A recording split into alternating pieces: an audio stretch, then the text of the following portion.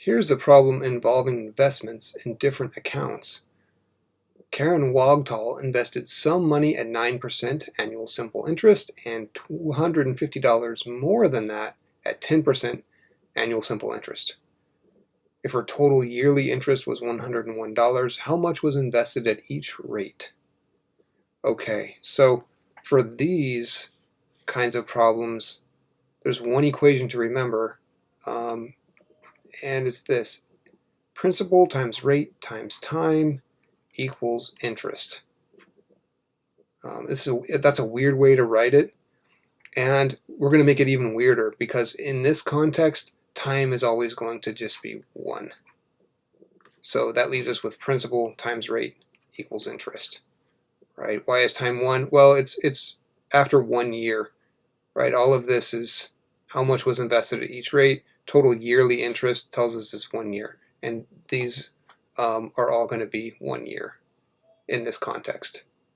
So let's do it. Let's use a table.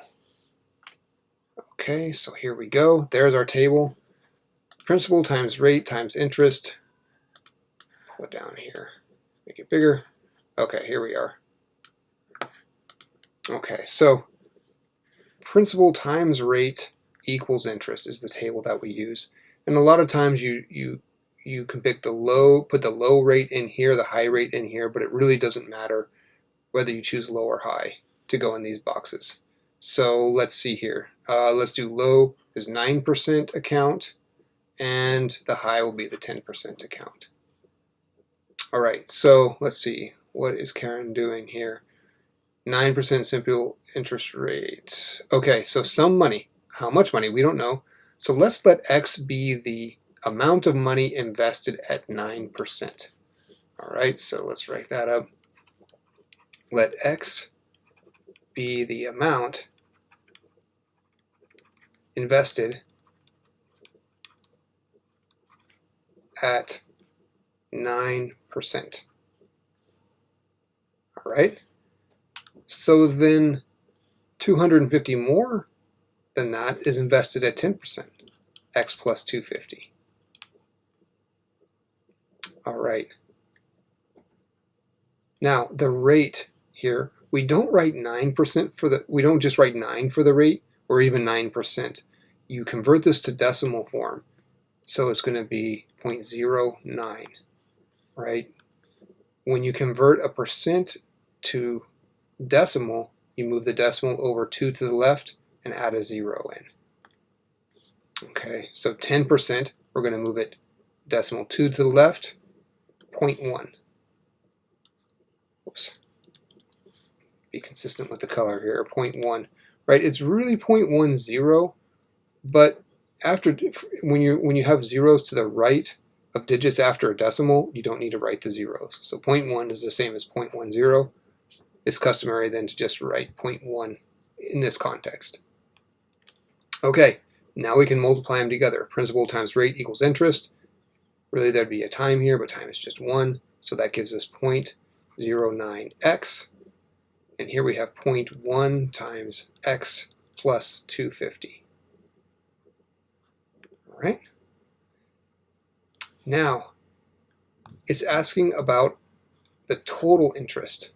The total interest. And when you see the word total, that should indicate that we're adding things together. Total is one of those words that's kind of like an indicator of what's happening, and it almost always indicates adding.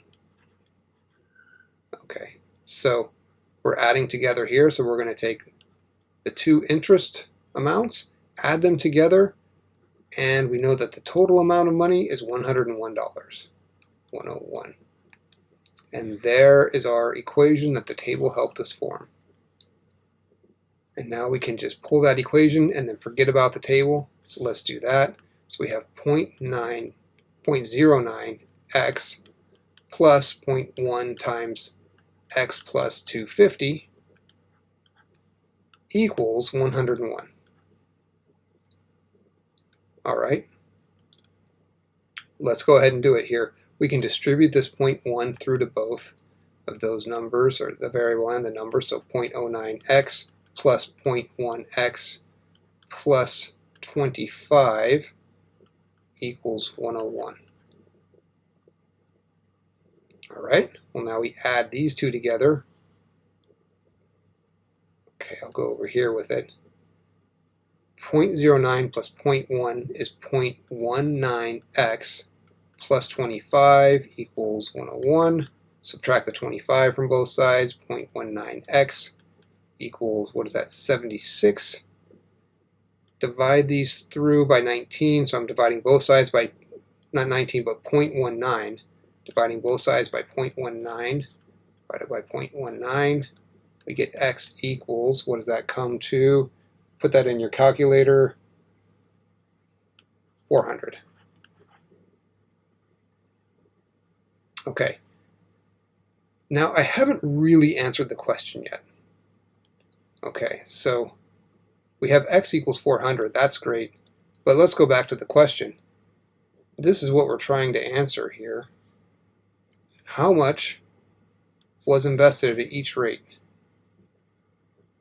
I don't know if the highlighter makes it easier or harder to see, to be honest, but you get the idea. How much was invested at each rate? So when we go to answer this, the answer looks something like this.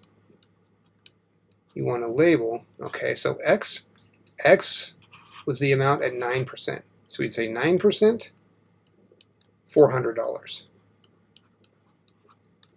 10%, now I'm going to go over here. I'm plugging in the 400 right here. 400 plus 250 equals 650. So it's 650 at 10%. All right, there's our answer.